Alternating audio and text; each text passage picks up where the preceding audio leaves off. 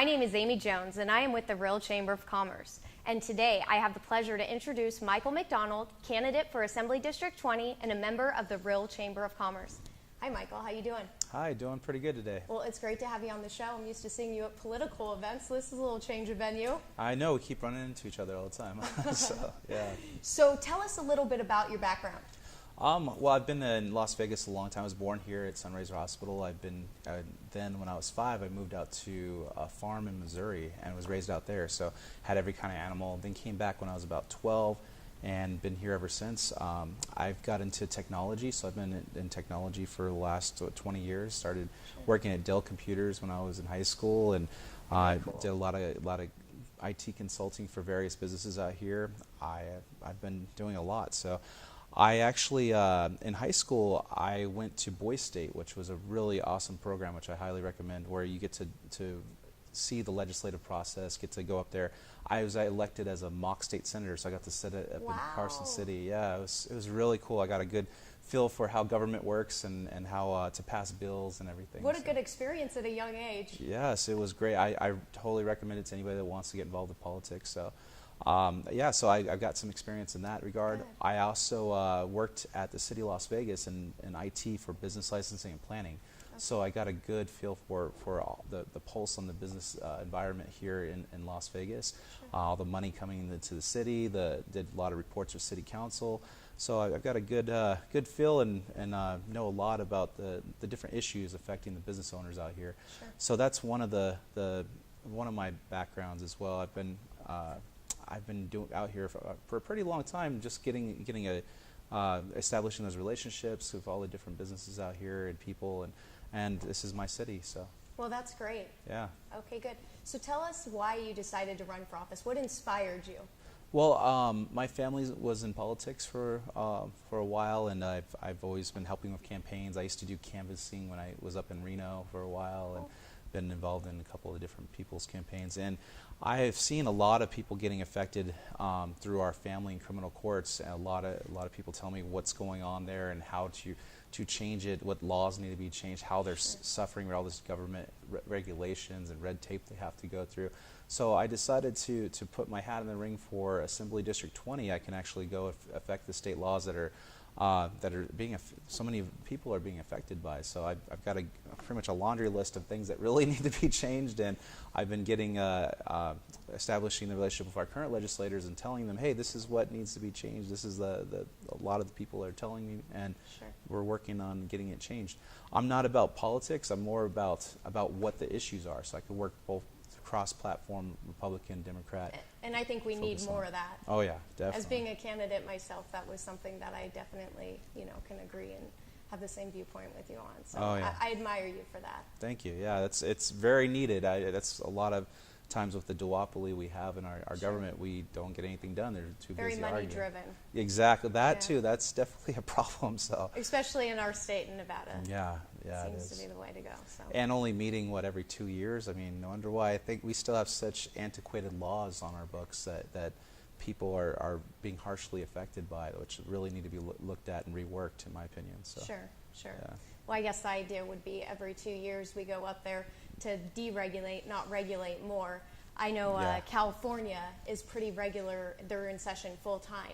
So the problem with that is we see how regulated they are, right? Well, the belief on my end is because they're in session all the time. But the idea, I would think, for every 2 years is so we're not excessively regulating, but somehow they manage to push through thousands of new regulations every legislative cycle, and it's all politics, as you would say, and money-driven. So it's unfortunate, but it's very good you're running, and we appreciate you, and we support you a whole bunch here at the Real Chamber. Yeah. No, I appreciate it, and that's you're totally right. And we usually copy California's laws and all, and some of the laws don't apply here in Nevada. We have our own entity, and we do have a lot of residents that come from California. That's right. But we should look at our laws independently and be able to legislate ourselves in that matter.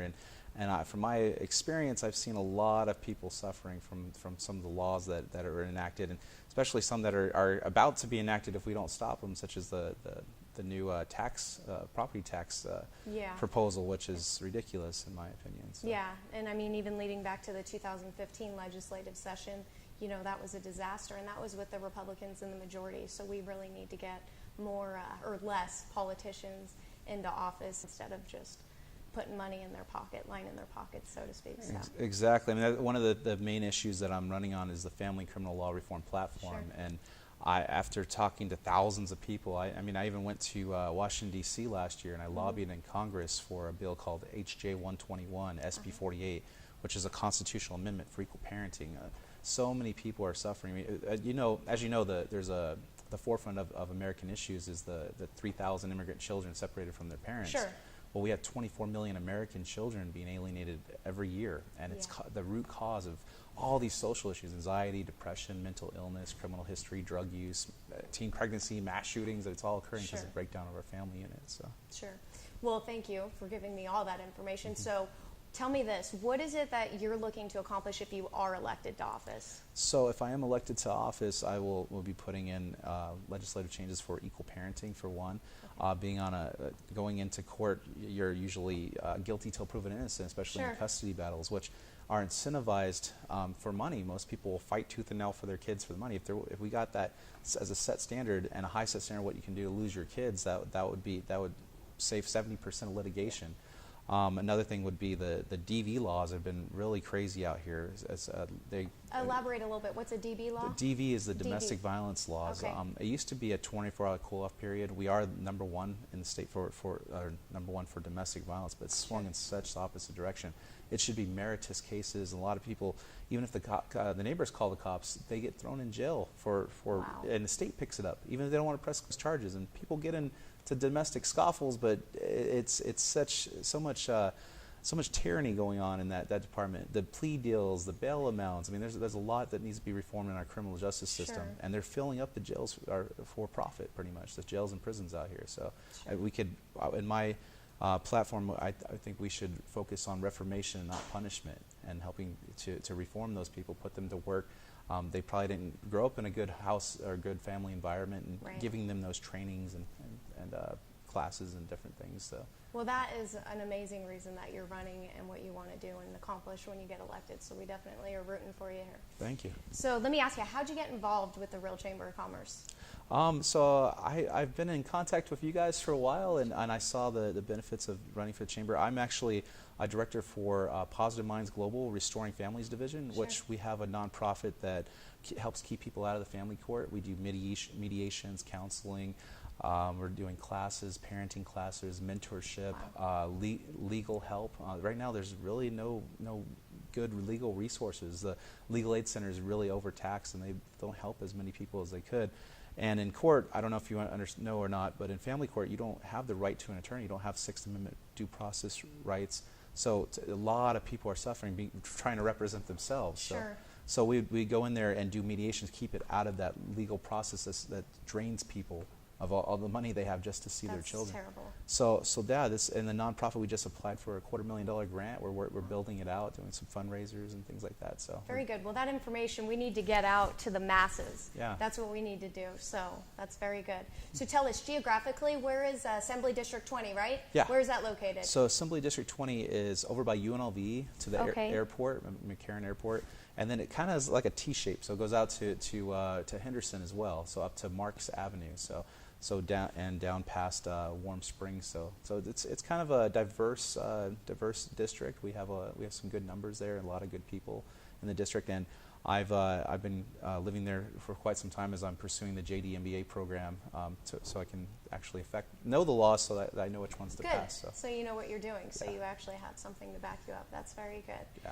So last thing, why don't you tell us how people can learn more about your campaign to get more information? Mm-hmm. If you want to know more about my campaign and the issues that we're focusing on, please go to my website. It's Michael L McDonald for Nevada.info. So that's my website. Okay, great, Michael. It was a pleasure to have you on today. Thank you. Thank you, Amy. I appreciate it. This is Aimee Jones with the Real Chamber of Commerce. She is the most fascinating woman in the world. In her presence, wild animals display intelligent talents. Elvis impersonators impersonate her. The king of the jungle bows at her feet. I always drink water, and when I do, I fancy real water. Stay hydrated, my friends.